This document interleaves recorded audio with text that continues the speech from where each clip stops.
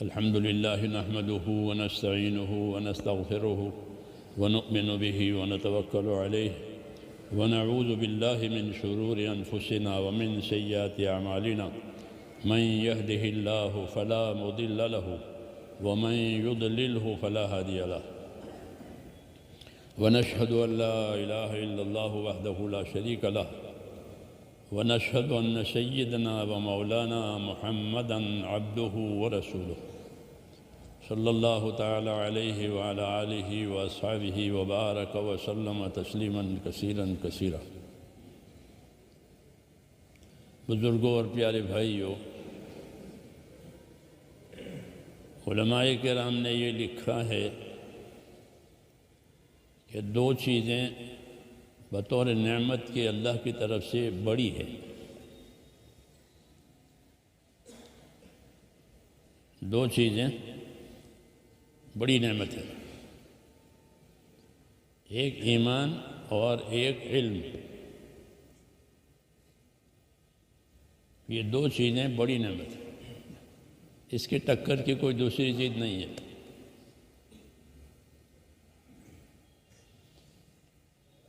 ایمان اللہ پر اور آخرت پر، جیسے نبیوں نے بتایا، یہ بہت قیمتی مایہ ہے۔ اس کا ایک ذرہ بھی اگر کسی کے پاس ایمان کا ہے، اللہ اس کو ہمیشہ کی جنت دیں گے۔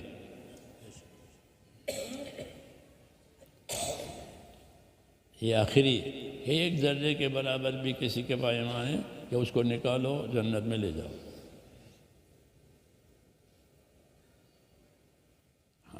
ایمان کی اتنی قیمت ہے۔ اور ایمان پر دنیا کا بقا کا دار و مدار ہے۔ یہ دنیا اس وقت تک باقی رہے گی جب تک ایمان کی آثار میں سے کوئی ادنا اثر بھی موجود ہے تو دنیا باقی ہے، پھر دنیا ختم ہو جائے گی۔ کہ ایک آدمی بھی اللہ اللہ کرنے والا ہے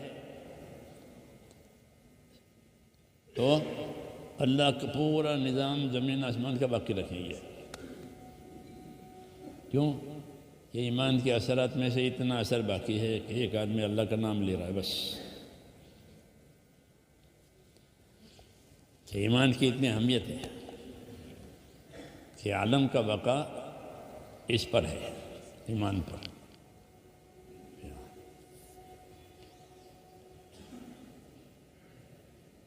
عالم کو ایمان کی وجہ سے باقی رکھیں گے، اور جنت میں آدمی ایمان کی وجہ سے جائے گا۔ الا لا يدخل الجنت الا مؤمن۔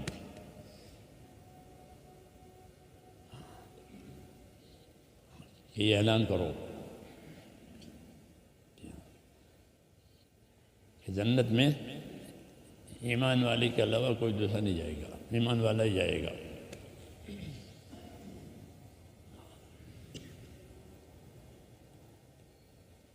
تو اس لیے یہ ایک نعمت، بڑی نعمت ہے۔ ایمان میں ایک تصدیق ہے کہ اللہ کو، اس کے رسول کو، ان کی باتوں میں سچ ماننا کہ اللہ ہی معبود برحق ہے اور کوئی معبود نہیں ہے، اور اسی کے ہاتھ میں سب کچھ ہے۔ پھر اس کے رسولوں پر ایمان لانا، اس کے فرشتوں پر، کتابوں پر، الاخری ان کو سچ ماننا کہ یہ حق ہے، سچ ہے۔ تو ایمان اللہ سے تعلق ہے، بندے کا اللہ سے تعلق ہے، ایمان باللہ باقی صلے کے ساتھ۔ ایمان اللہ سے تعلق کا نام ہے۔ اللہ نے فطرت میں یہ بات رکھی ہے کہ انسان کو اس کی فطرت ہے کہ اس کو اللہ کی طرف لے جائے گی، اگر فطرت کو برباد نہیں کیا ہے تو اندر یہ چیز رکھی ہے۔ جیسے ہر دانے میں اگنے کی طاقت رکھی ہے کہ اگر دانے کو ٹھنڈا نہ کیا جاوے یا وہ سڑے نہیں تو وہ زمین میں جا کے اگ جائے گا۔ جس طرح دانے میں گٹلی میں اگنے کی طاقت رکھی ہے، ایسے ہی انسان کے اندر بھی یہ طاقت رکھی ہے، اس کی فطرت، کہ اگر اس کو باہر کی ہوا خراب نہ کرے تو اس کا تعلق ضرور اللہ سے ہو جائے۔ یہ الگ بات ہے کہ اس کو باہر کا تعلق خراب کرے، جسے دانہ کو کیڑا لگ جاوے یا دانہ ٹھنڈا ہو جاوے، اگنے کی طاقت اس کی ختم ہو گئی،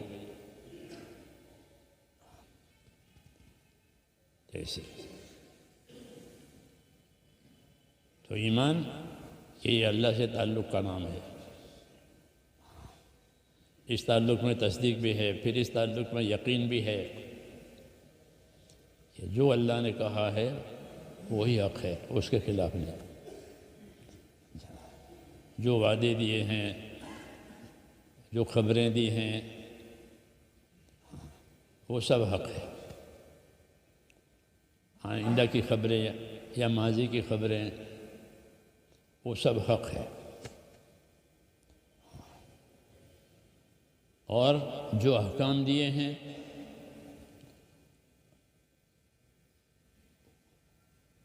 اس میں کیا ہے کہ جس طرح ان واقعات میں سچائی اور صدق ہے کہ جو احکام اللہ تعالیٰ نے دیے ہیں ان احکام میں عدل اور اعتدال ہے۔ وہ زیادہ بوجھ نہیں ہے ان کا بندوں پر، بلکہ بندوں کی طاقت کے مطابق ہے۔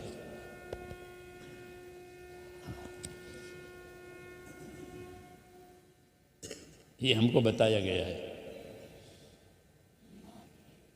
اس لیے پہلی چیز کہ اللہ تعالیٰ سے تعلق پیدا کرو، اور جیسا وہ ہے اپنے نام و صفتوں کے ساتھ ایسا اس کو مانو، اور مان کر کے اس کے ساتھ عبادت کا تعلق پیدا کرو،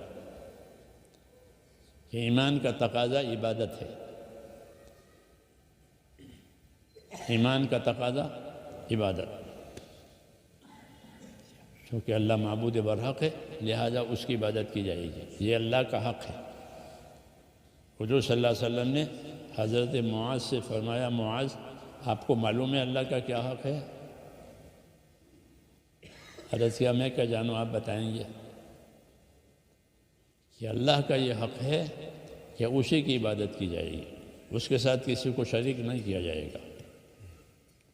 زمینوں میں آسمانوں میں ایک ہی معبود ہے،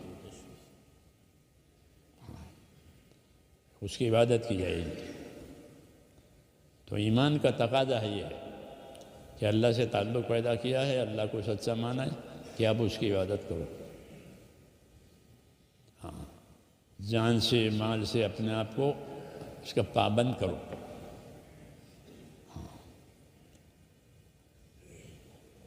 اللہ نے حقوق کی رہبری کے لیے دوسری چیز ہم کو دی ہے، وہ ہے علم دیا، اپنا تعلق دیا، اور ہر تعلق کے حقوق ہوتے ہیں۔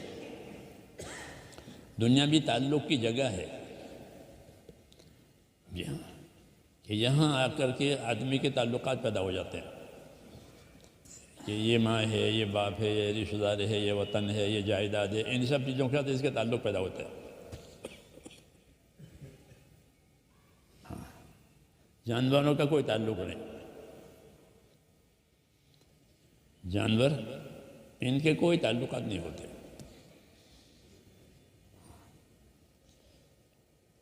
جب ان کا بچہ بڑا ہو جائے گا تو وہ ختم۔ پرندے کا بچہ بھی جب بڑا ہو گیا تو وہ اڑ جائے گا، کون ماں کون باپ کچھ نہیں،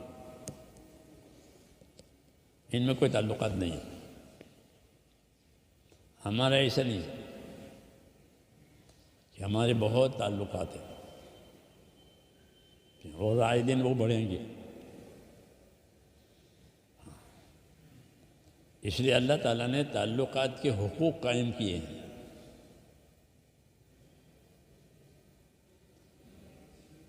تعلقات کے حقوق، تاکہ تعلقات میں ظلم نہ ہو، خیانت نہ ہو، اس لیے تعلقات کے حقوق قائم کیے۔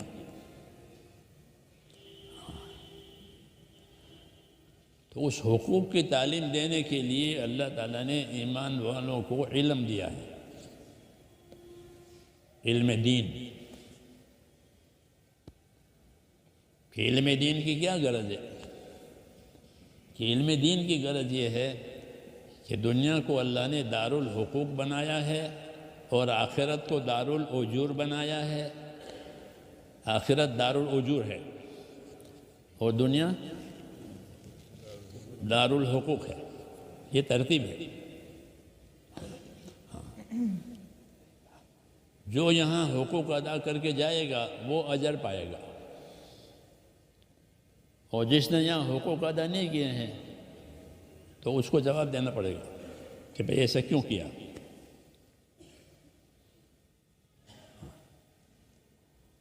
کہ دنیا دارالحقوق ہے، ایمان والے حقوق کو جانیں، دوستی کے کیا حقوق ہیں، دشمنی کے کیا حقوق ہیں۔ یعنی کہ دشمن سے دشمنی کرو کہ ٹھیک ہے کہ بھئی کہ شیطان تمہارا دشمن ہے، تم بھی اس کا دشمن، اپنے دشمن نہ فاتخذوا عدوا۔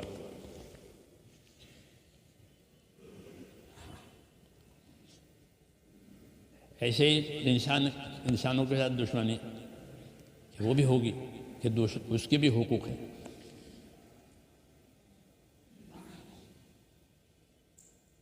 وہی علم ہم کو ملا ہے کہ جو حقوق کی پہچان کراوے۔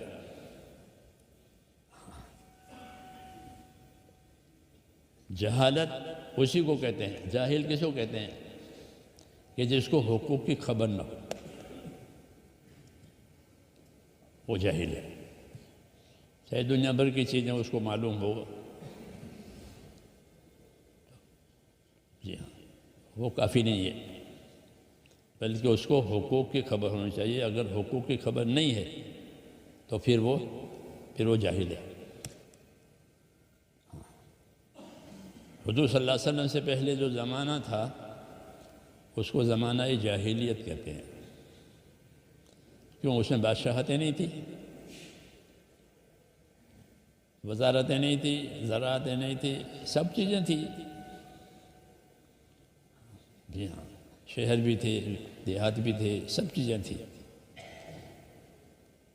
پھر اس کو جہالت کہا گیا کہ زمانہ جاہلیت۔ زمانہ جہالت نہیں کہا، جاہلیت کہا۔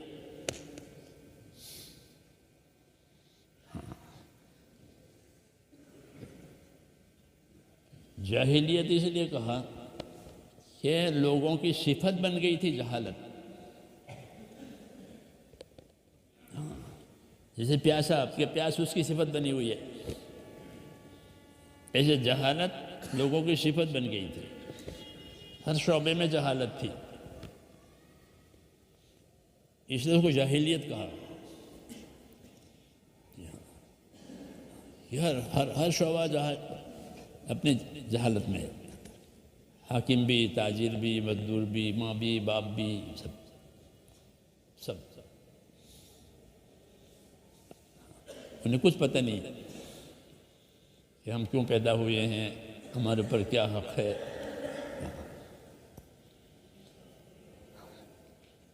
اس لیے ایسی مثال تھی جیسے کہ لوگ اندھے ہوں، اندھا آدمی اسے پوچھتا ہے دنیا میں کیا رونق ہے۔ ہاں، دنیا میں بہت رونق، دنیا ہے زینت کی جگہ، لیکن اندھے کو کچھ خبر نہیں ہے۔ اس کو اگر پیلا سفید تو اندھا نہیں جانتا پیلا سفید کیا ہوتا ہے، کیونکہ وہ رنگ ہے، رنگ کا تعلق بینائی سے ہے۔ جی ہاں، تو ایسے لوگ کہ انہیں کچھ خبر نہیں ہے، ہاں، اندھا پن ہے، جاہلیت۔ جاہلیت کہتے ہیں جہالت کہ جن کو حقوق کی خبر نہ ہو، یہاں تک کہ اللہ کا کیا حق ہے، اپنی نفس کا، اپنی ذات کا کیا حق ہے وہ بھی خبر نہیں، کہ مجھ پر میری ذات کا کیا حق ہے؟ وہ بھی نہیں ہے۔ اس لیے اللہ تبارک و تعالیٰ نے اس جہالت میں سے نکالنے کے لیے جو فیضان کیا ہے وہ علم کا فیضان کیا ہے کہ ان کو اندھیرے میں سے نکالو، اندھا پن سے نجات دو، تو اللہ نے علم دیا،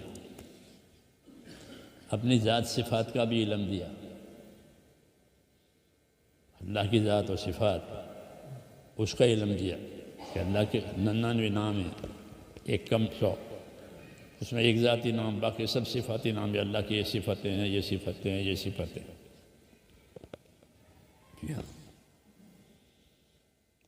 تو اپنے بارے میں بھی علم دیا،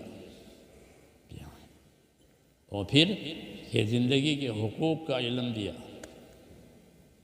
کہ زندگی میں کیا کیا حقوق ہیں،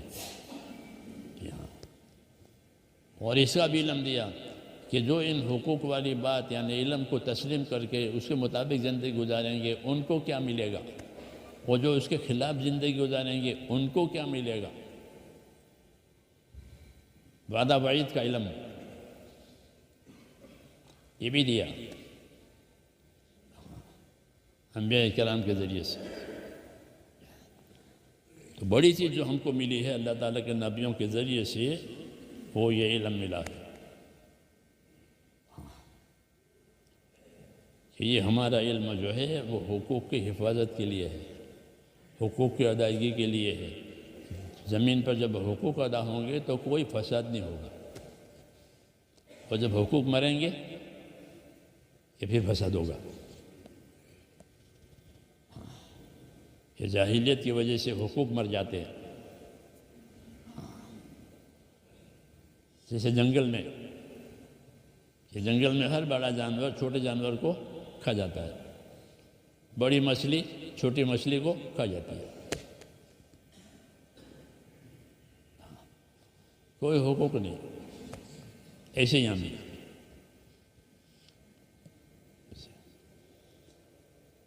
کہ ظلم، اگر حقوق یہ نہیں رہا تو ظلم ظاہر ہوگا۔ کہ ظلم کیوں ظاہر ہوا؟ کہ جہالت کی وجہ سے، یہ جو خبر ہی نہیں ہے، اس لیے اپنے من چاہی کرے گا، جس جانور من چاہی کرتا ہے ایسے۔ اس لیے اللہ تعالیٰ نے احسان جتایا ہے خاص طور سے ایمان والوں کے، لقد من اللہ علی المؤمنین اذ بعث فیہم رسولا۔ ایمان والوں پر اللہ نے بڑا احسان کیا ہے کہ ان کو رسول بھیجا۔ کہ رسول کی بعثت جو ہے وہ اسی لیے ہوتی ہے کہ ان کو تعلیم دے، ان کی تربیت کرے، جی ہاں، تاکہ ان کی زندگی ایسی گزرے کہ اللہ تعالیٰ ان سے راضی ہو جائے۔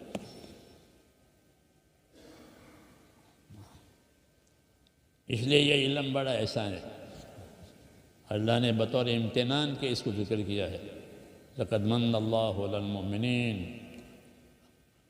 مومن خاص طور سے مومن ہے تو سب کے لیے، لیکن چونکہ مومن اس سے فائدہ اٹھائیں گے، جی ہاں، اس لیے یہ دو نعمتیں ایمان کی اور علم کی بڑی نعمت ہے۔ اس کے اثرات جب تک رہیں گے دنیا باقی رہے گی، جب اس کے اثرات ختم ہو جائیں گے تو دنیا فساد کا شکار ہو کر کے پھر قیامت قائم ہوگی۔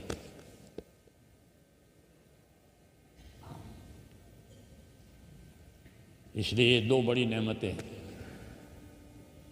اس کا سیکھنا فرض کیا ہے کہ علم دین سیکھو، فرض ہے، کیونکہ جو نہیں سیکھے گا وہ اللہ کے حقوق کو بھی نہیں جانے گا، اپنے حقوق کو بھی نہیں جانے گا، دوسروں کے حقوق کو بھی نہیں جانے گا۔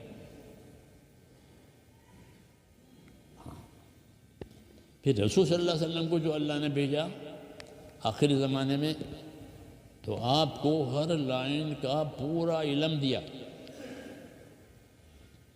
ایمانیات کا پورا علم دیا، عبادات کا پورا علم دیا۔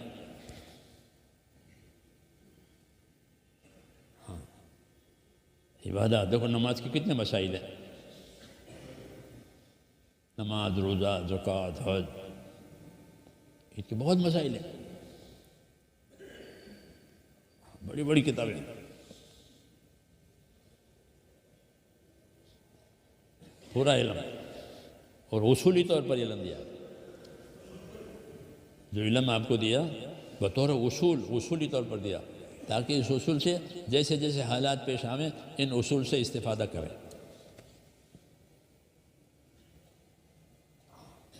تو ایمانیات کا علم کامل دیا، عبادات کا علم کامل دیا، معاشرت کا علم کامل دیا، معاشرت آپس کا رہن سہن یہ کامل علم دیا، معاملات کا علم کامل دیا، معاملات، لین دین، ضروریات زندگی، ہر لائن کا، عقائد بھی، آداب بھی، آپ کو کامل علم دیا، اور ایسا علم دیا کہ جو منسوخ نہیں ہوگا، اس میں تبدیلی نہیں ہوگی، قطعی ہے۔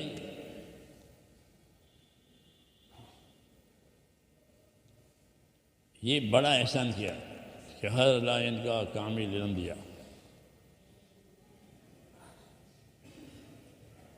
پھر حضور صلی اللہ علیہ وسلم کو جو علوم کامل دیے گئے وہ اپنے پاس جمع کر کے نہیں رکھا اس کو، بلکہ اپنے علوم کو اپنی دعوت سے جوڑا۔ کیسے جوڑا؟ اپنی دعوت سے جوڑا۔ توحید کا علم ملا تو توحید کے لوگوں کو دعوت دی، فَعَلَمْ أَنَّهُ لَا إِلَهَ إِلَّا اللَّهِ،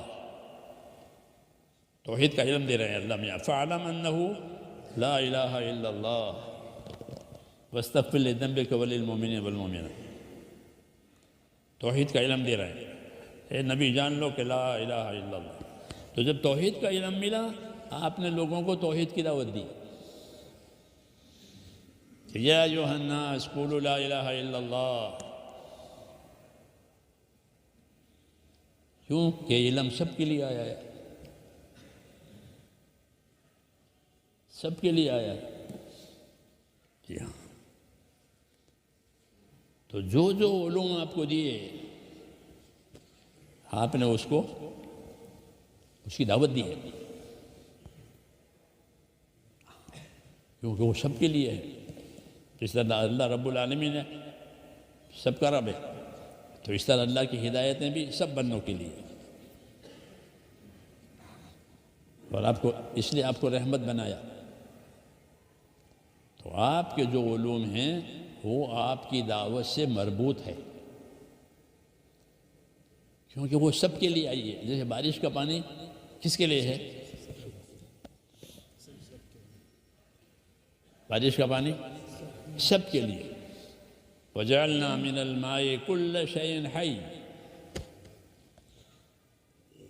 ہر چیز کی حیات کا تعلق اس پانی سے ہے، اگر پانی بند ہو گیا سب مر جائیں گے۔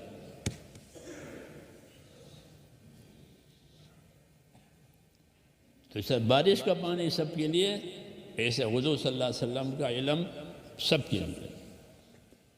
مثل ما بعثني الله من العلم والهدى كمثل غيث،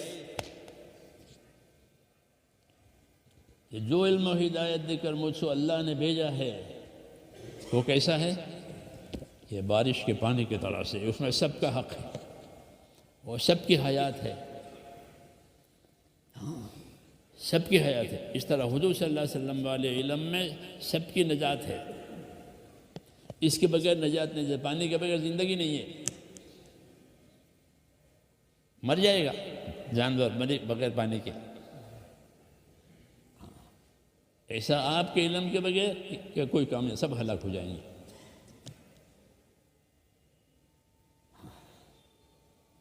تو آپ نے اپنے علم کو دعوت سے جوڑا۔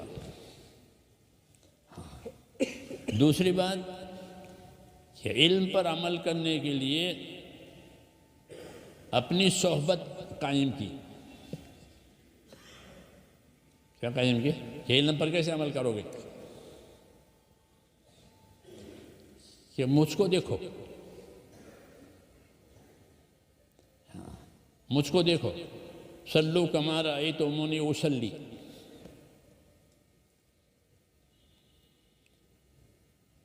سمجھ میں آئی نا بات؟ کہ نماز کیسی پڑھو گے؟ نماز کیسی پڑھو گے؟ کہ جیسے مجھے نماز پڑھتے ہوئے دیکھا ہے ایسی پڑھنا۔ تو علماء نے فرمایا کہ مذکور تو نماز ہے اور مقصود پورا دین ہے۔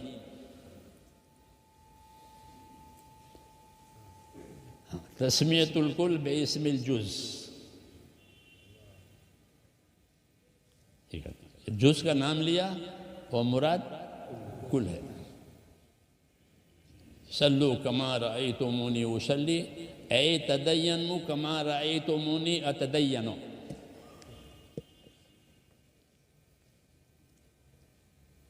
کہ اب ایسی دینداری اختیار کرو جیسے مجھے میرے اندر دینداری دیکھتے ہو۔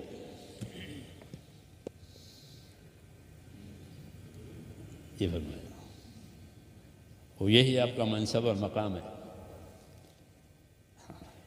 جیسی آپ نماز پڑھتے ہیں ویسے نماز پڑھیں، جیسے آپ روزہ رکھتے ہیں ویسے روزہ رکھیں، جیسی آپ کی معاشرت ہے یہی مطلب ہے اس حدیث کا کہ صلو کما رأیتمونی اصلی۔ اس لیے ایک بہت بڑے مجمع نے آپ کی صحبت اٹھائی، بہت بڑے مجمع نے، سفر میں، حضر میں، رات میں، دن میں، ہر حال میں۔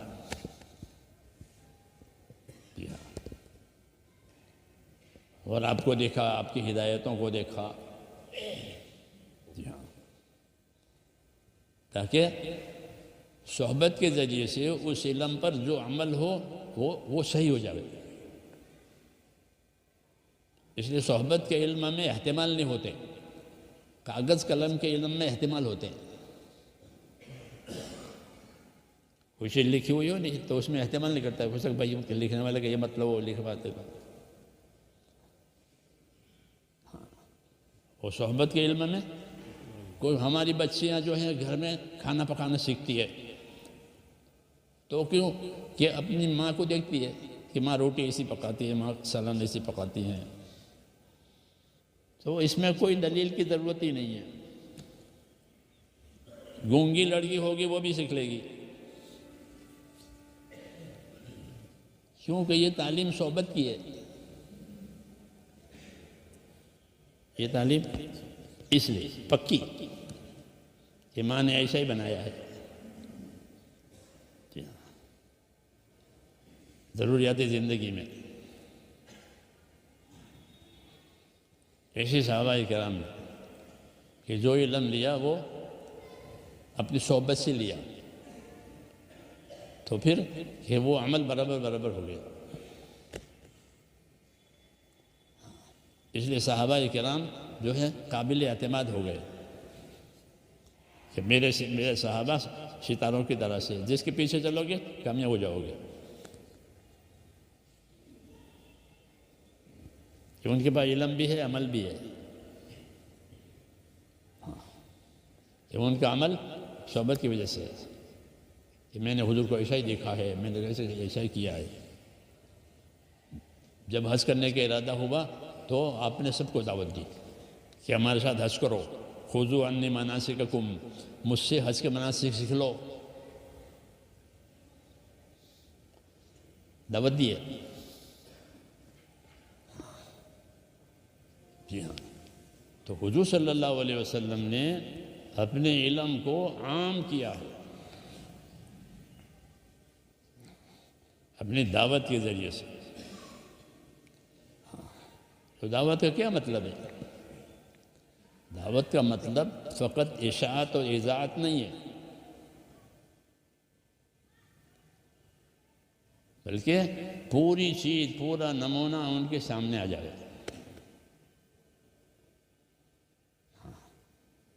اس لیے نشر و اشاعت کے وسائل آپ کے پاس نہیں تھے، لکھنے پڑھنا ہی نہیں تھا، لکھائی پڑھائی نہیں تھی، لوگ لکھنا پڑھنا جانتے ہی نہیں تھے. پھر ان کو علم کیسے یاد ہو گیا؟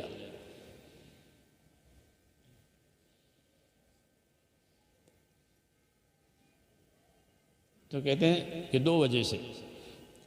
ایک تو تعامل کی وجہ سے علم یاد ہو گیا. اس سے جیسے میں کہ روٹی پکاتے ہوئے دیکھتی ہو، یہ تعامل کہلاتا ہے. تو لوگوں کو علم یاد ہو گیا تعامل کی وجہ سے، کیونکہ علم بھی آ رہا ہے، عمل بھی آ رہا ہے، علم بھی آ رہا ہے، عمل بھی آ رہا ہے، تو کون بھولے گا؟ یہ سب اس پر عمل کرتے تھے. دوسرا، قدرتی طور پر ان کی یادداشتیں بہت مضبوط تھی، قوا بہت مضبوط تھی، اس لیے باتیں یاد رہ جاتی تھی. بڑی بڑی لمبی دعائیں حضور صلی اللہ علیہ وسلم کی محفوظ ہے. لمبی دعا وہ محفوظ ہے، یادداشت تھی. تو عمل بھی ہوتا تھا، یادداشت بھی ہوتی تھی. جی ہاں، اور اس کی تبلیغ بھی ہوتی تھی. کیونکہ علم تو ہے پہنچانے کے لیے. علم کس کے لیے؟ جیسے مال کس کے لیے؟ تجارت کے لیے. مال کس کے لیے ہوتا ہے؟ یہ مال تجارت کے لیے ہوتا ہے. جس مال کی تجارت نہیں ہوگی وہ مال ختم ہو جائے گا. ہاں، کیوں؟ ضرورت زندگی لگی ہوئی ہے. اس لیے لوگ جب ان کو مال ملتا ہے تو سوچتے ہیں کہ اس کو کسی تجارت میں لگا دیں. ہاں، نہیں تو یہ مال ختم ہو جائے گا. ایسا علم بھی، یا علم کا اگر استعمال نہیں ہوا تو یہ بھی ختم ہو جائے گا. ہاں، اس لیے حضور صلی اللہ علیہ وسلم نے اپنے علم کو دنیا میں چلایا ہے، لیکن چلانے کا رواجی طریقہ نہیں تھا. کاغذ ہو، قلم ہو، چھاپنے کی مشینیں ہو، اشاعت کے دوسرے جو آج کل ہیں ان میں کوئی چیز نہیں تھی. ان میں کوئی چیز نہیں تھی، بلکہ اس میں یہ طریقہ اختیار کیا گیا تھا دعوت میں کہ لوگوں کو عمل کا فائدہ بتایا جاتا تھا، عمل کی فضیلت بتائی جاتی تھی، عمل کی برکت بتائی جاتی تھی. کہ دیکھو یہ کرو گے تو اللہ یہ دیں گے. ٹھیک ہے نہیں کہ حضور صلی اللہ علیہ وسلم دعوت دی تھی مکے میں، تو فرماتے من یاوینی من ینصرنی حتی ابلغ رسالت ربی ولہ الجنہ. کہ کون میرا ساتھ دیتا ہے تاکہ میں خدا کی بات پہنچاؤں، اور جو میرا ساتھ دے گا اس کو کیا ملے گا؟ اس کو جنت ملے گی. یہ طریقہ ہے. یہ دعوت کا مطلب یہ ہے کہ لوگوں میں جس بات پر عمل کرانا ہے اس کی طلب پیدا کراؤ. جب وہ اپنی طلب سے کریں گے تو نہیں چھوڑیں گے. ہاں، جیسے دنیا کی چیزوں میں لوگوں کو اس کا عادی بنایا جاتا ہے. جیسے چائے آیا نہیں چائے، تو چائے کا لوگوں کو عادی بنایا. لوگ چائے نہیں پیتے تھے، تو کیا کیا؟ لوگوں کو مفت چائے پلائی کہ مفت پیو اور اپنے گھر میں 2-4 پیسے کی چائے کی پوڑیاں لے جاؤ. یہ پہلے ہوا ہے. تو اب کیا ہو گیا؟ اب لوگ چائے کے عادی ہو گئے. 200 روپے کلو چائے، وہ جھک مار کے خریدیں گے اور پئیں گے، مزدور بھی اور مالدار بھی. کیوں؟ طلب آ گئی ہے. دعوت اسی کا نام ہے کہ لوگوں کے دلوں میں ایک چیز کی طلب پیدا کرانی. جب اسے طلب پیدا ہو گئی پھر نہیں چھوڑیں گے، تلاش کریں گے. جیسے چائے تلاش کرتے ہیں کہ کہاں چائے کا ہوٹل کہاں ہے.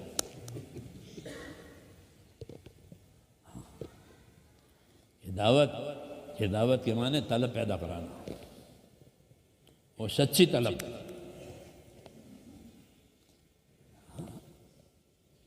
تو نبیوں نے اپنے علوم کے لیے لوگوں میں طلب پیدا کرائی،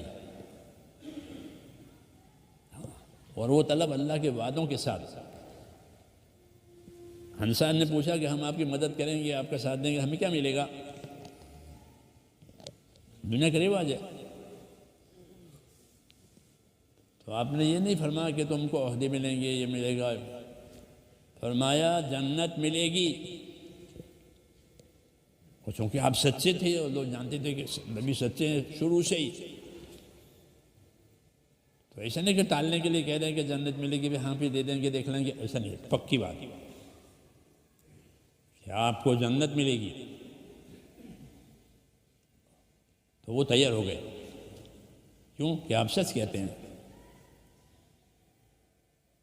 تو جنت کی طلب بنائی، دوسری چیزوں کی طلب نہیں بنائی. یہی دعوت ہے کہ لوگوں کے دلوں میں، ایمان والوں کے دلوں میں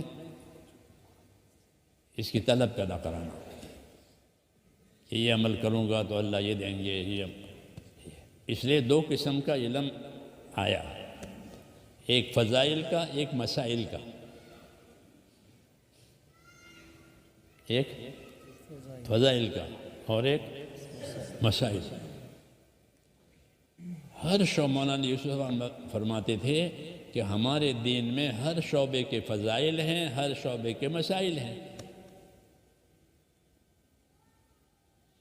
ہر شعبے کے، تجارت کے فضائل، تجارت کے مسائل، عبادت کے فضائل، عبادت کے مسائل، زراعت کے فضائل، زراعت کے مسائل، نکاح کے فضائل، نکاح کے مسائل.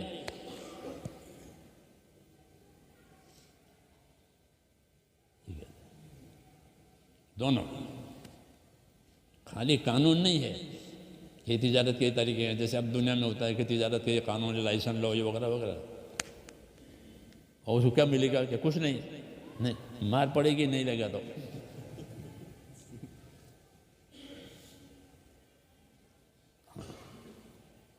جی ہاں، ایسا نہیں ہے کہ تاجر تجارت کرے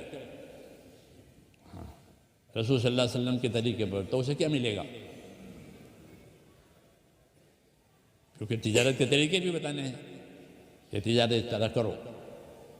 جاہلیت کی تجارت میں، اور جاہلیت کی بویوعات اپنی کتابوں میں پڑھے ہوں گے. جاہلیت کی تو تجارتیں ہوتی تھی، وہ آپ نے بند کرائی. کیوں کہ جاہلیت کی جو بویوعات اور تجارت ہوتی تھی، اس میں یا تو سود ہوتا تھا یا جوا ہوتا تھا. یہ دو ہی چیزیں ہوتی تھیں. نام تجارت کا اور اندر جوا.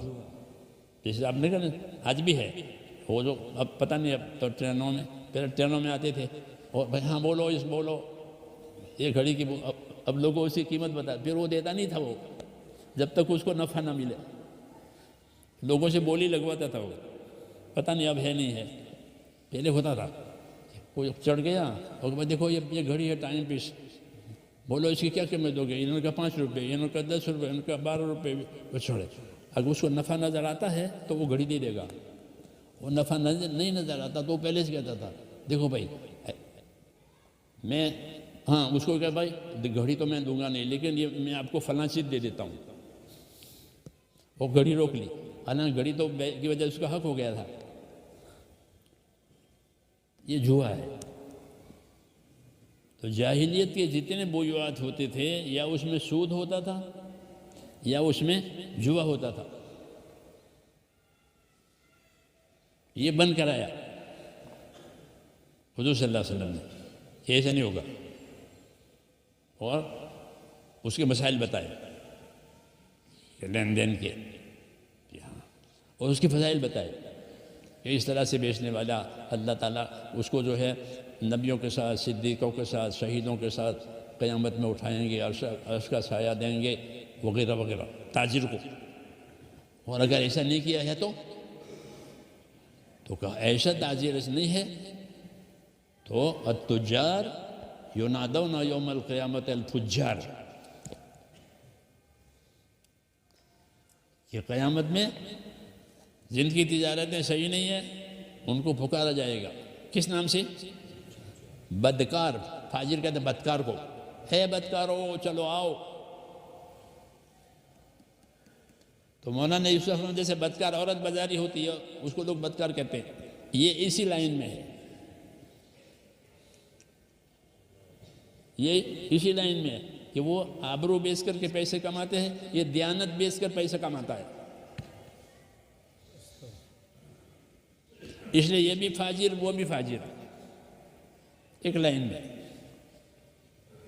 یہ فضائل مسائل کی مثال ہے، یہ تجارت کے فضائل بھی ہے، تجارت کے وعدے وعیدے بھی ہیں، جیسے نماز کے وعدے وعیدے بھی ہیں کہ نماز بگاڑی ہے تو یہ سزا ہے، نماز پڑھی ہے تو یہ سزا ہے، تجارت بگاڑی ہے تو یہ سزا ہے، ہاں ایسے زراعت ایسے کھیتی سب چیزوں تاکہ زندگی کے تمام شعبے علم پر آویں، اس لیے اس کے فضائل بتائے، پھر اس کے مسائل بتائے کہ تمہاری تجارت اگر مسائل کے ساتھ، یعنی طریقے، مسائل سے مراد طریقے ہیں کہ تمہاری تجارتیں تمہاری چیزیں اگر طریقے کے مطابق ہے تو اس کی یہ فضیلت ہے، اور طریقے کے مطابق نہیں ہے تو اس کی یہ سزا ہے۔ نماز کی بھی یہ بات ہے کہ نماز صحیح طریقے پر ہے کہ وہ نماز نور بنے گی، وہ یہ ہوگا وہ ہوگا وہ ہوگا، اور نہیں تو اس کے منہ پر ماری جائے گی وغیرہ وغیرہ۔ تو حضرت فرماتے تھے ہمارے ہاں ہر شعبے کے فضائل، ہر شعبے کے مسائل، تو مسائل فضائل اسی لیے بتائیں تاکہ شوق آوے، خوف آوے، عمل کرنے کا شوق اور بے عملی کا خوف کہ بھئی میں نے تجارت میں یہ گڑبڑ کی تو میرے لیے یہ سزا ہے، میں نے زراعت میں گڑبڑ کی تو میرے لیے یہ سزا ہے، جیسے نماز میں گڑبڑ کی تو نماز میں یہ سزا ہے۔ سستی کی نماز کا بھی عذاب ہے، جیسے اہتمام کی نماز کی فضیلت ہے، سستی کی نماز کا عذاب ہے۔ یہ نماز تو پڑھتے ہیں نہیں، سستی سے پڑھتے ہیں، کوئی نماز اہتمام سے پڑھتے ہیں تو اہتمام کی فضیلت ہے، سستی کی سزا ہے۔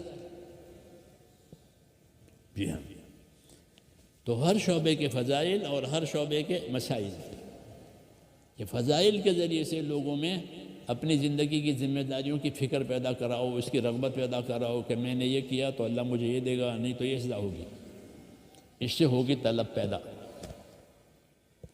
جب طلب پیدا ہوگی تو پوچھے گا کہ مجھ کو یہ طریقہ کیسے کرنا چاہیے، پھر اس کو مسائل بتائیں کہ اس کو اس طرح کرو، اس کو اس طرح کرو۔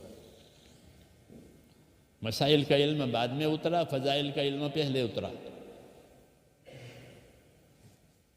مسائل کا علم بعد میں، فضائل کا علم پہلے اترا، پہلے ہی دن سے، تاکہ لوگوں میں صحیح رغبت پیدا ہو جائے اللہ کے وعدوں کی، آخرت کی، اور آخرت کا خوف پیدا ہو جائے، کیونکہ یہی خوف، یہی شوق اس کو احکام پر اٹھاوے گا۔ یہی طریقہ ہے دعوت کا، اور اپنے نبیوں نے اپنے علوم کو اسی طرح رائج کیا ہے، کوئی دوسری لالت نہیں دلائی۔ اور اگر کوئی عالم اپنے علم سے کوئی دنیا مانگے تو اس کی بڑی وہی ہے کہ اس کو جنت کی خوشبو بھی نہیں ملے گی، کیونکہ یہ علم اس کے لیے نہیں ہے کہ اسے دنیا بنائی جائے، یہ علم تو حقوق ادا کرنے کے لیے ہے اور آخرت حاصل کرنے کے لیے ہے، پھر حقوق کی خود برکتیں آئے گی، تو دنیا برکتوں کے ساتھ دی جائے گی اور آخرت بدلے کے ساتھ دی جائے گی، یہ سمجھایا۔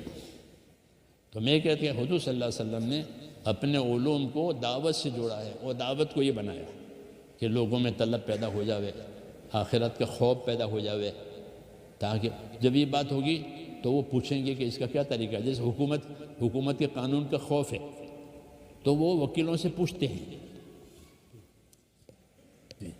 کہ اس کا کیا کرنا ہے، ایسے لوگوں میں اس کو تو وہ علماء سے پوچھیں کہ اس کا کیا طریقہ ہے، لیکن ان کا یہ نہیں ہوگی تو وہ علماء سے نہیں پوچھیں گے، وہی جہالت واپس آ جائے گی جو پہلے تھی۔ حضور صلی اللہ علیہ وسلم کا کمال یہ ہے کہ لوگوں کو جہالت میں سے نکالا، ہر شعبے کی جہالت ختم ہوئی اور ان کو اس شعبے کے علم پر لا کے کھڑا کر دیا۔ پھر لوگوں نے اس کو لیا، اس کو حاصل کیا، اس کو یاد کیا، اور بڑے بڑے علم والے پیدا ہو گئے، لوگوں نے علم بھی لیا، کیونکہ علم کی تاکید، علم کی ترغیب، کہ علم نہیں ہوگا تو وہ عمل کی قیمت ہی نہیں ہے جہالت کے ساتھ۔ تو آپ صلی اللہ علیہ وسلم نے علم کو اس طرح عام کیا، رغبت دلا کر کے، اس کو سیکھو، اس کو سکھاؤ، خیرکم من تعلم القرآن وعلمہ، عام کیا اس کو سیکھو، اس کو سکھاؤ، اس کے سیکھنے سکھانے والوں کے لیے یہ ہے، یہ ہے، یہ ہے۔ تو علم بھی عام ہو گیا، پھر عمل کی ترغیب ہوئی تو عمل بھی عام ہوئے، لوگ شوق سے عمل کرتے تھے، چاہے کتنا بھاری عمل ہو، یہاں تک کہ جان لگانا، شہید ہونا، اس کا شوق پیدا ہوگا کہ شہید کو کیا ملے گا، کہ اللہ کے راستے میں جان دی ہے تو کیا ملے گا، تو شہادت کے شوق پیدا ہو گئے، اور پوچھتے تھے کہ میں اس راستے میں مارا گیا تو جنت میں جاؤں گا، کہ ہاں، تو وہ مرنے کے لیے تیار ہے۔ وہ اسی وجہ سے یہ اسلوب اختیار کیا گیا کہ ان میں اپنے عمل کی کیا قیمت ہے، انہیں کیا ملے گا، اس کی طلب پیدا کرا دی، اور عمل نہیں ہوا تو کتنی سزا ہے اس کا خوف پیدا کرایا۔ تو گناہ بھی ہو جاتا تھا تو وہ اپنا گناہ لے کر حضور کے پاس آتا تھا کہ میں نے یہ کیا ہے، اس کی جو سزا ہو میں اس کے لیے تیار ہوں، کیوں کہ وہ دیکھتا کہ دنیا کی سزا آسان ہے آخرت کی سزا سے۔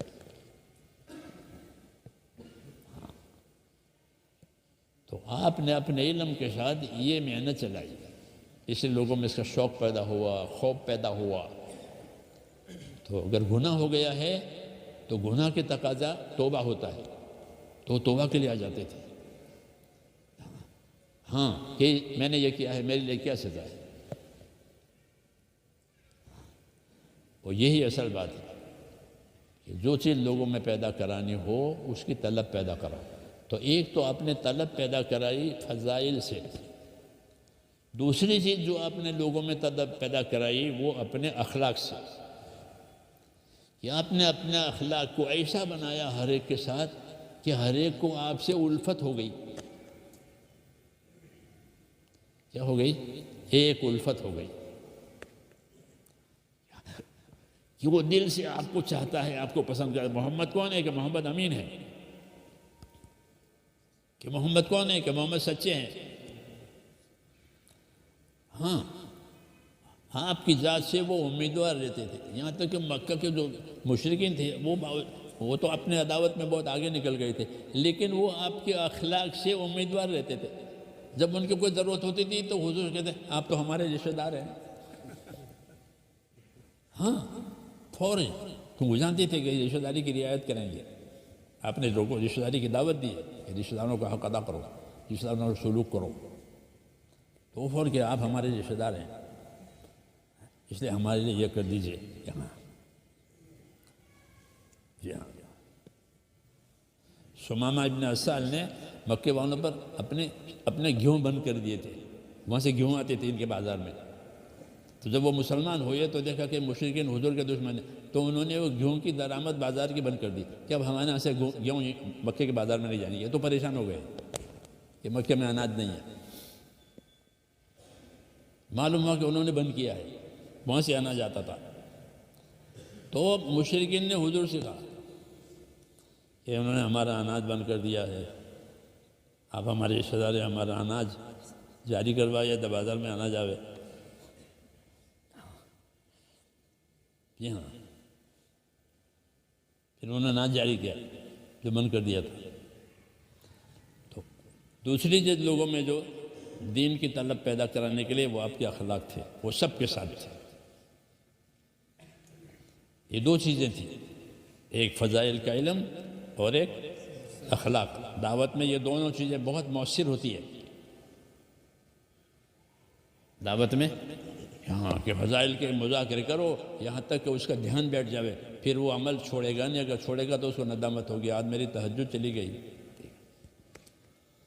ہاں، کیوں کہ تہجد کی فضیلت سن کر، تہجد کی پابندی کی وجہ سے اس کو تہجد سے محبت ہو گئی تھی، ہاں یہ ہوتا ہے کہ اللہ کے وعدوں کے یقین کے ساتھ جو عمل مسلسل آدمی کرے گا تو اس عمل سے اس کو محبت ہو جائے گی. اس کے فوت ہونے کے پر اس کو ندامت اور قلق ہوگا کہ آج میری جماعت چلی گئی، آج میرا یہ عمل چلا گیا. ایمان کی محبت آتی ہے. صحابہ کو کہتے ہیں وَلَٰكِنَّ اللَّهَ حَبَّبَ إِلَيْكُمُ الْإِيمَانَ، کہ اللہ نے تم کو ایمان کی محبت دی ہے. جیسے لوگوں کو سامان کی محبت ہوتی ہے، ان کو ایمان کی محبت ہے. کیونکہ وہ ایمان کے تقاضوں پر عمل کرتے تھے، ایمان کے تقاضوں کے فضائل جانتے تھے اور اس یقین کے ساتھ عمل کرتے تھے تو ان کو اپنے عمل کی محبت، استقامت آ گئی محبت کی وجہ سے. وہ عمل چھوٹتا ہی نہیں ہے. ہاں اس لیے میرے دوستو، جو علم اللہ تعالیٰ نے ہم کو دیا ہے اس کی ترویج کا یہی طریقہ ہے. ایک دم آپ کسی کو کہو گے کہ یہ حرام ہے تو وہ نہیں چھوڑے گا. وہ کہے گا یہ فرض ہے کرو، نہیں کرے گا. کیوں؟ اس میں طاقت نہیں ہے، اس میں اس کی طاقت تحمل نہیں ہے. لیکن کہ اس کو اس کے فضائل بتاؤ. ایک تو فضائل بتاویں اور ایک دوسرا ماحول بناویں. ہاں کہ وہ ایک ماحول سے دوسرے ماحول میں جاوے، دینی ماحول میں، اور وہاں فضائل سنیں تو اس کی طبیعت پر اس کا رنگ چڑھے گا. اس لیے نبیوں کے ساتھ ہجرت ہوتی تھی. جگہ بدلنی ہے، ہجرت، حرکت یہ ہوتی تھی نبیوں کے ہاں. سفر، نفر، یہ اسے مزاج بدلتا ہے حالات ماحول بدلنے کی وجہ سے. یہ چیزیں ہم نے چلائی، لوگوں کو سفر کرائے اور ہجرت کرائی. جی ہاں، اور فضائل بتائے کہ تمہیں اللہ یہ دیں گے اور یہ دیں گے، یہ دیں گے. پوچھا مجھے کیا ملے گا؟ کہ یہ نہیں ملے گا. عمل کے بھی فضائل بتائے اور عمل سے متعلق جتنے وسائل ہیں اس کے بھی فضائل بتائے. غور کرنا حضرات، فقط نماز کے فضائل نہیں بتائے بلکہ نماز کے لیے چل کر آتا ہے تو چلنے کے فضائل بتائے کہ ایک ایک قدم پر ایک ایک نیکی ملے گی. ایک خطا معاف ہوگی، ایک درجہ بلند ہوگا. پھر وضو پر یہ ملے گا، انتظار صلاۃ پر یہ ملے گا، مسجد بنانے پر یہ ملے گا، مسجد میں جھاڑو دینے پر یہ ملے گا. یہ سب نماز سے متعلق ہے. پر مسجد کے جھاڑو، مسجد کی تعمیر نماز کے لیے تو ہوتی ہے، تو تعمیر کرنے والوں کو یہ ملے گا، مسجد میں جھاڑو دینے والوں کو یہ ملے گا، مسجد کی طرف چل کر آنے والوں کو یہ ملے گا، مسجد میں نماز کے انتظار بیٹھیں گے ان کو یہ ملے گا. یہ سب ابھی نماز شروع نہیں، تو نماز کی فضیلت بعد میں آئے گی. ابھی تو ان سب چیزوں کے فضائل، اتنے فضائل بتائے ہیں.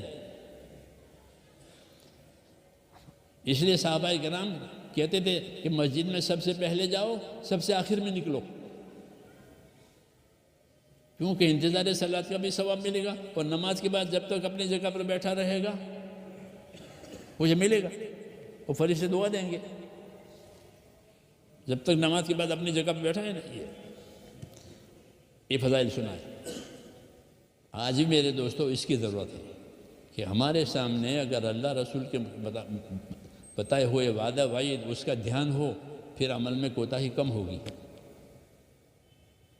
اس کا دھیان نکل گیا ہے، اس لیے سر سے اتارتا ہوا عمل ہو رہا ہے. اگر اس کا دھیان بن جاوے تو اہتمام ہو جاوے کہ میری پہلی صف نہ جاوے، میری تکبیر اولیٰ نہ جاوے، میری جماعت نہ جاوے. وہ اہتمام جو ہے وہ اس وجہ سے ہے. ایک تو فضائل کا علم اور پھر اس علم والی محنت، اس کی دعوت، اس کا اثر ہے کہ فضائل کا علم سیکھو اور دعوت بھی چلاؤ. کہ دعوت کی محنت، فضائل کا علم، دعوت کی محنت، فضائل کا علم، یہ رنگ بدلے دے گی. چنانچہ اسی کی وجہ سے جو لوگ اس میں چلے تو ان کی زندگیاں بدل گئی. انہوں نے اپنی زندگی بدل دی. جو گناہ تھے وہ زندگی میں سے نکل گئے، جو ذمہ داری تھی وہ پوری ہونے کے لیے ان میں استعداد پیدا ہو گئی. اب کہنے کی ضرورت نہیں ہے. کیا کرتے پہلے کہ ہمارا سودی کاروبار تھا، پھر جماعت میں وقت لگایا، وہ چھوٹ گیا، ختم. کوئی کہنے نہیں گیا اس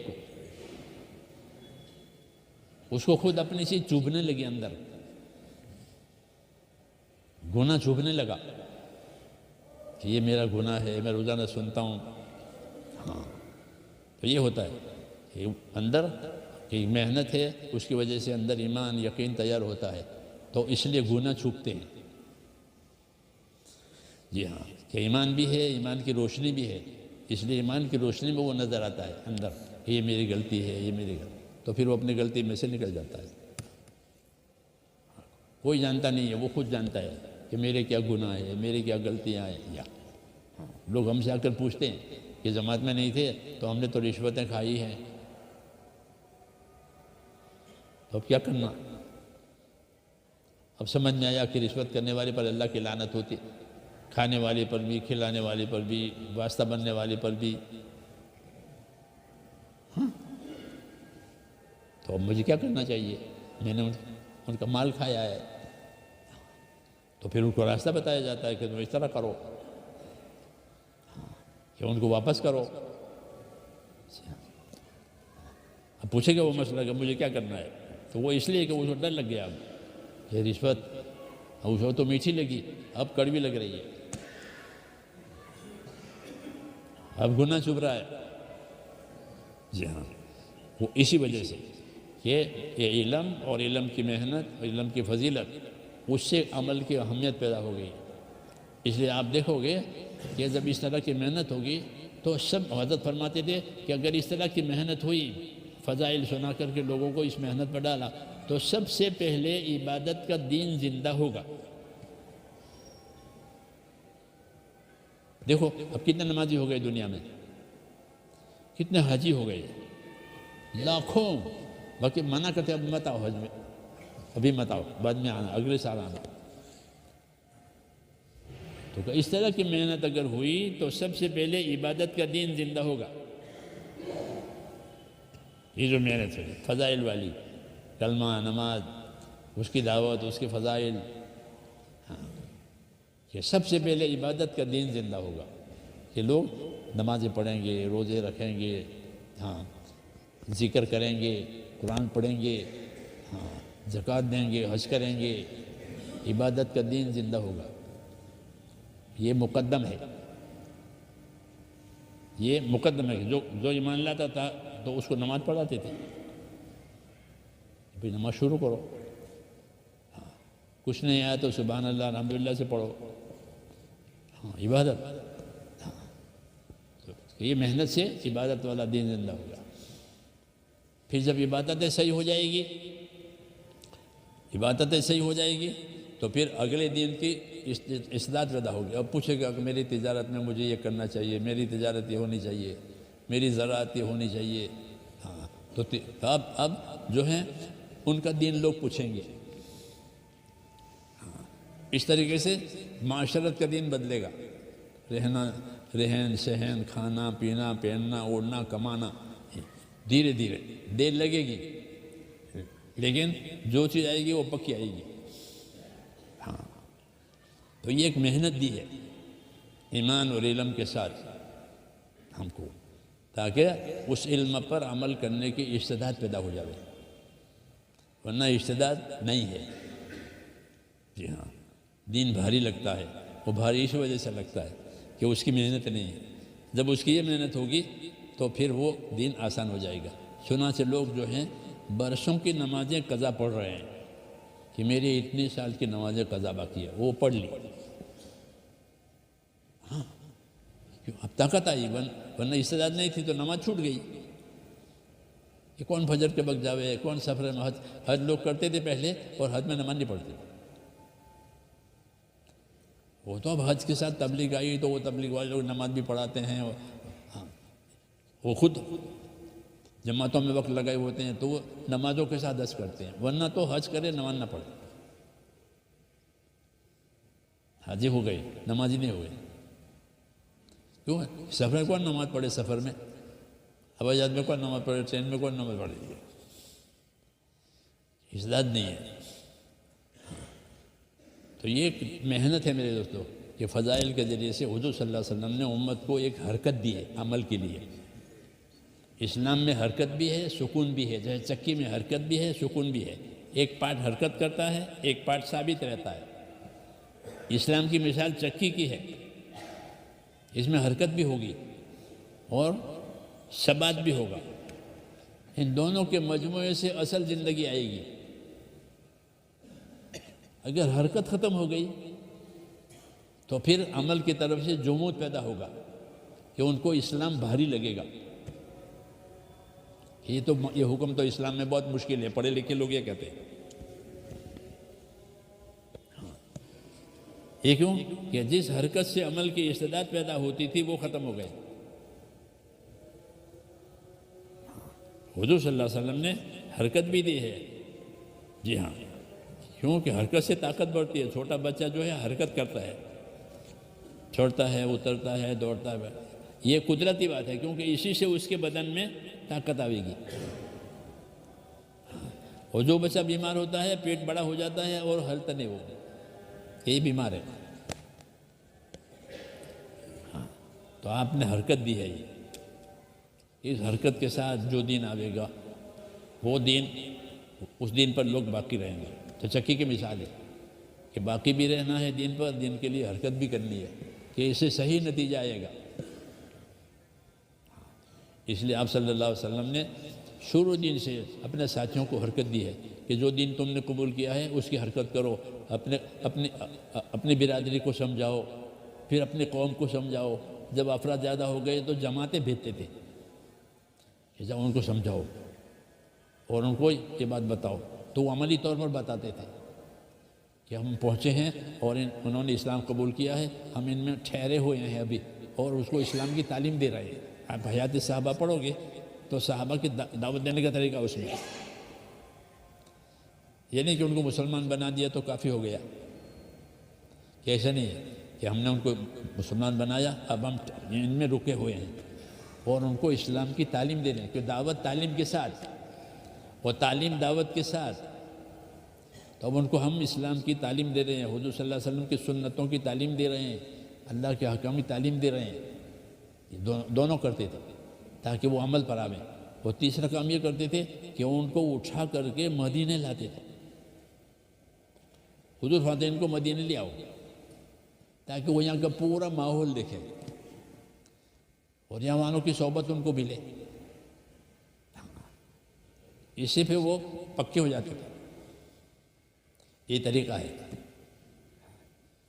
اس لیے علم کو حرکت کے ساتھ جوڑا، نماز کو بھی حرکت کے ساتھ جوڑا، ہر چیز کو حرکت کے ساتھ جوڑا کہ نماز بھی پڑھو، نماز کی حرکت کرو، جی ہاں، ہر چیز، اور پھر نماز پر باقی بھی رہو۔ تو دین میں حرکت بھی ہے اور سکون بھی ہے، یعنی جماؤ بھی ہے، اور یہ دونوں پیدا ہوئے۔ اگر حرکت نہیں ہوئی تو کام آدھا ہوگا، نہیں ہوگا، پھر رفتے رفتے وہ بات ختم ہو جائے گی۔ اس لیے دین کے لیے دینی حرکت، جیسے تاجر کے لیے تجارت کی حرکت، وہ اپنی تجارت کے لیے متحرک ہوتا ہے، جی ہاں، لوگوں کو ترغیب بھی دیتا ہے۔ تقاضا تجارت کا ہوا تو جاپان جاتا ہے کہ بھائی جاپان کیوں گئے تھے؟ مراد آباد کا ایک ساتھی ملا کہ جاپان گیا تھا، میں کیوں؟ کہ تجارت کا تقاضا تھا۔ ہاں، ہو جاتے ہیں، ہو جانا چاہیے، نہیں تو تجارت کیا چلے گی؟ تو تجارت کے تقاضے پر جاپان جایا جا سکتا ہے، علاج کے تقاضے پر بھی دوسری جگہ جایا جا سکتا ہے۔ زندگی کے تقاضے ہیں تو دین کہہ کہ دین کے تقاضے پر بھی جاؤ، یا سیکھنے کے لیے جاؤ یا سکھانے کے لیے جاؤ۔ ہاں، علم پڑھنے کے لیے بھی جاؤ، اگر تمہارے یہاں نہیں ہے تو باہر جا کے پڑھو اور سیکھو، اور دعوت دینے کے لیے بھی جاؤ، جیسے تجارت کے لیے جاتے ہیں، علاج کے لیے جاتے ہیں، شادیوں کے لیے جاتے ہیں لوگ۔ ہاں، فلاں ملک میں کیوں کہ وہاں میری شادی ہے، تو وہاں جا کے شادی کریں گے، شادی کے تقاضے پر گئے تھے۔ ایسے وہی بات ہے، اس لیے حرکت دی ہے کہ تقاضے پیدا ہوئے تاکہ حرکت وجود میں آوے۔ جب حرکت میں وجود آئے گی تو اس کا عمل بھی وجود میں آئے گا، اس لیے یہ تقاضے پیدا کرائے، حرکت دی ہے حضور صلی اللہ علیہ وسلم نے پہلے ہی دن سے۔ یہ نہیں کہ بھئی کھا پی کے اللہ اللہ کرو، ایسا نہیں ہے۔ کھا پی کے کوئی اللہ اللہ نہیں کرتا، کھا پی کر اللہ کو بھول جاتے ہیں۔ اس لیے کھاؤ بھی پیو بھی، لیکن اپنے دین کے لیے، کہ اپنے دین کے لیے حرکت کرو، اپنے دین کے لیے محنت کرو تاکہ تمہاری فضا بنے۔ جس کی محنت کرو گے اس کی فضا بنے گی، اس کا ماحول بنے گا، اس ماحول میں عمل کرنا آسان ہو جائے گا۔ ماحول نہیں ہے تو عمل کرنا بھاری پڑے گا۔ ہاں، تو محنت ہوگی تو پہلے عبادت کا دین زندہ ہوگا. یہ لوگوں کو نماز پڑھنا، روزے رکھنا، یہ کام آسان ہو جائیں گے ارکان. اس لیے 5 عمل کے فضائل لکھے، کلمہ کے، نماز، روزہ، زکوٰۃ اور حج. یہ نہیں فضائل اعمال، یہ 5 ارکان اسلام، اس کے فضائل. کیونکہ سب سے پہلے یہ دین ضروری ہے. یہ دین ضروری ہے کہ اس کی فضیلتیں سنو، اس کے لیے حرکت کرو، اس کی دعوت دو، لوگوں میں طلب پیدا کراؤ. چنانچہ وہ ہوا تو عبادت کا دین وجود میں آیا. اور محنت ہوگی تو باقی دین بھی وجود میں آئے گا. یعنی لوگوں میں اس دین پر چلنے کی طاقت پیدا ہوگی دھیرے دھیرے. ہاں، اس لیے اپنے دین کو، اپنے علم کو حرکت میں لانا ہے تاکہ ہمارے اندر بھی اس کے عمل کا تقاضا پیدا ہو اور لوگوں میں بھی تقاضا پیدا ہو کہ لوگوں کو اپنے اخلاق سے اس علم پر لانا ہے، لوگوں کو اس کے فضائل سے اس دین پر لانا ہے.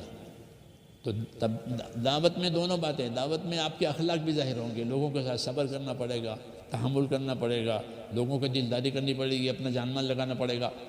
اخلاق کا مظاہرہ اور اخلاق برتنے کے موقع اس دعوت میں بچائیں گے. اور فضائل کے سنانے کے، فضائل کی تبلیغ، یہ بھی اس موقع پہ ہے، اس میں موقع ملے گا. اس لیے میرے دوستو یہ ترتیب ہے کہ اپنے علم کو دنیا میں زندہ کرنے کے لیے یہ بہت آسان طریقہ ہے کہ اگر باپ کی سمجھ میں تبلیغ آئی اور باپ پڑھا ہوا نہیں تھا تو اپنے بیٹوں کو پڑھائے گا. یہ ہو رہا ہے کہ بھئی ہم تو ایسے رہے، لیکن ہماری اولاد حافظ بنے، قاری بنے، عالم بنے. کیوں؟ انہیں طلب آئی ہے کہ ہمارا موقع نکل گیا، عمر نکل گئی، لیکن ہماری اولاد. یہی اصل ہے کہ اپنی طلب سے اپنے دین پر آوے، اپنی رغبت سے اپنے دین پر آوے. کوئی کہنے نہیں جاتا، وہ اپنے بچوں کو حافظ بناتے ہیں، اپنے بچوں کو عالم بناتے ہیں. ہاں، وہ اس وجہ سے کہ کوئی بات سمجھ میں آئی ہے. اس لیے میرے دو یہ بات کہی جاتی ہے کہ علم میں سکون بھی ہے، علم میں حرکت بھی ہے. سکون کے موقع پر سکون سے علم کو پڑھو اور پڑھاؤ، اور جب حرکت کا موقع آوے تو حرکت بھی کرو. تاکہ کیونکہ طلب والے تھوڑے ہوتے ہیں، بے طلب زیادہ ہوتے ہیں. طلبہ تو تھوڑے ہوتے ہیں نا جو طلب لے کر آتے ہیں، وہ سینکڑوں کی تعداد میں، اور جن میں طلب نہیں ہے وہ تو ہزاروں ہیں. طلبہ کتنے ہوتے ہیں؟ وہ تو سینکڑوں کی تعداد میں ہوتے ہیں. اور جو بے طلب لوگ ہیں وہ تو لاکھوں ہیں. تو ہمیشہ طلب والے تھوڑے ہوتے ہیں. تو ان تھوڑوں کو زیادہ بنانے کا یہ راستہ ہے کہ اب حرکت کرو اس علم کے لیے تاکہ وہ بے طلبوں میں طلب آوے، پھر وہ سیکھیں گے یا اپنے اولاد کو سکھائیں گے. چنانچہ اب اس محنت کی وجہ سے آپ خوب کتنے مدارس، کتنے معاہد، کتنے دارالعلوم، سب چیزوں کو پانی ملا ہے. اس لیے مولانا فرماتے تھے کہ ہماری اس محنت، یہ بنیادی محنت ہے، اس سے تمام شعبوں کو پانی ملے گا. مسجدیں، مدرسے، ہر شعبے کو پانی ملے گا. کیوں؟ لوگوں میں استعداد پیدا ہوگی، ہمیں سمجھ میں آئے گی. اس لیے یہ طریقہ ہے کہ ایک وقت سکون کے ساتھ پڑھیں، پڑھاویں، سیکھیں، سکھاویں. دوسرے وقت میں حرکت کریں تاکہ بے طلبوں میں دین آوے، فضائل کے راستے سے، اپنے اخلاق کے راستے سے، کہ اپنی جان مال لگا کر کے ان کو دین پر لاویں گے، اخلاق کے ساتھ اور فضائل کے ساتھ. جی ہاں، محبت کے ساتھ، تو پھر بے طلبوں میں دین آوے گا. یہ دعوت ہے کہ بے طلبوں میں طلب پیدا ہو گئی، کہ ہاں یہ دعوت کامیاب ہو گئی. آج یہی میں ہے. اس لیے اس کام کے لیے کہ کہتے ہیں اس کا وقت فارغ کرو، اور وقت فارغ کر کے پھر مشورے سے علاقوں میں پھرو، اور لوگوں کی بے دینی پر رحم کھا کر کے ان کو فضائل بتا کر کے دین پر لاؤ. سب سے پہلے نماز پر لاؤ، پھر نماز کے ذریعے سے آگے راہ کھلے گی. ہاں، مولانا اللہ صاحب کہیے نا کہ نماز اصل ہے. جتنی نماز کی مضبوطی اتنی دینداری کی مضبوطی. اور مثال دیتے تھے یہ ستون کے، دیکھو یہ پلر تمہارے مسجد کے،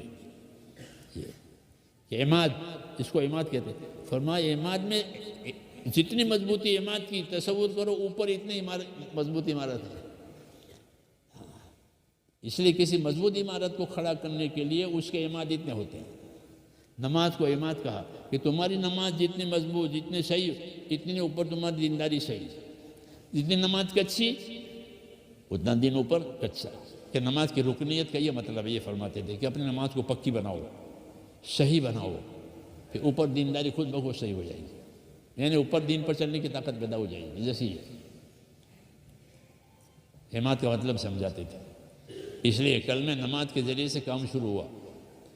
کلمے کا یقین، نماز کا عمل، کلمے کا یقین، نماز کا عمل، اس سے کوئی اختلاف نہیں کرے گا. کرے گا؟ کوئی نہیں کرے گا کہ بھائی مسلمان ہو نماز پڑھنے کے لیے آؤ. آسان. اس لیے یہ طریقہ آسان ہے. یہ طریقہ آسان ہے. پھر ان کے ساتھ اخلاق کا برتاؤ کرو تو اب تمہارا کام معاشرہ سے چلے گا، ایک دوسرے کے ساتھ حسن سلوک کی وجہ سے چلے گا. یہ مجمع بڑھے گا. چنانچہ اس طرح مجمع بڑھا.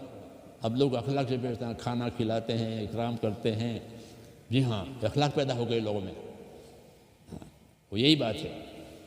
اس لیے میرے دوستو، یہ ایک طریقہ اللہ تعالیٰ نے ہم کو دیا ہے، اس کو اپنانا ہے اور ایسا عام کرنا ہے کہ گویا وہ جزو زندگی ہو جائے. جیسے کھانا پینا جزو زندگی ہے، ایسے یہ کام جزو زندگی، کیونکہ ہر ایک کرے، غریب بھی، مالدار بھی، عالم بھی، عامی، کہ اس کام کے لیے وقت فارغ کر کے فضائل کے راستے سے اپنے اندر بھی طلب پیدا کرے، امت میں بھی طلب پیدا کرے، اور اخلاق کے ذریعے سے اعتماد آپس میں پیدا کرائیں. ہاں، اس کے لیے یہ وقت مانگا جاتا ہے کہ اتنا وقت فارغ کرو اور اس کو اپنی زندگی میں لاؤ، پھر موت تک کرتے رہو. ہاں آسان چلا، الحمدللہ یہ چلا اور ساری دنیا میں گیا اور چل رہا ہے اور انشاءاللہ چلے گا. جی ہاں، اللہ چلانے والے ہیں. ہاں، ہماری فکر اس میں لگ جاوے، تھوڑی محنت ہماری لگ جاوے، پھر آگے اللہ کا وعدہ ہے. تو اللہ کے وعدوں سے فائدہ اٹھانے کے لیے اپنے یقین کو صحیح کرنا ہے محنت کے ذریعے سے. محنت صحیح ہوگی، یقین صحیح ہوگا، پھر اللہ اسی یقین کے مطابق معاملہ کرے گا. پھر دعاؤں میں قبولیت آئے گی. یہ انعام ملتا ہے کہ جب یہ کام صحیح ہوگا تو مسلمانوں کی دعاؤں میں قبولیت آئے گی. اور یہ بڑا سہارا ہے کہ اللہ کی طرف سے ان کی دعائیں قبول ہوتی ہیں. یہ بڑا انعام ہے کہ وہ ملے گا. اس لیے یہ درخواست ہے کہ اپنی زندگی میں اس کی ترتیب بنا کر کے دونوں کام کرو. سکون والا کام کہ سکون سے بیٹھ کر کے پڑھا رہے ہیں، محنت سے، مطالعے سے، تحقیق سے، کہ یہ بھی بہت ضروری ہے، یہ اہم ہے. ایسے لوگ جو بے طلب ہیں ان میں یہ چیز پیدا ہو جاوے کہ اس کے لیے ان کی بھی خیر خبر لو، ان میں طلب پیدا کراؤ تاکہ وہ خود بھی سیکھیں، اپنی نسلوں کو سکھائیں. جی ہاں، الحمدللہ اس کے اثرات ظاہر ہو گئے. اب ہمت کر کے آپ حضرات سے درخواست ہے کہ اپنے آپ کو پیش کریں. اہل علم سے یہ تقاضا کیا جاتا ہے کہ وہ ایک ایک سال اس کام پر لگاوے اور اونچ نیچ سیکھ لیں، ہر موسم میں کام کرنا سیکھ لیں، ہر علاقے میں کام کرنا سیکھ لیں ایک سال کے اندر، تاکہ کوئی سی رکاوٹ نہ بنے، استعداد پیدا ہو جائے. بتاؤ.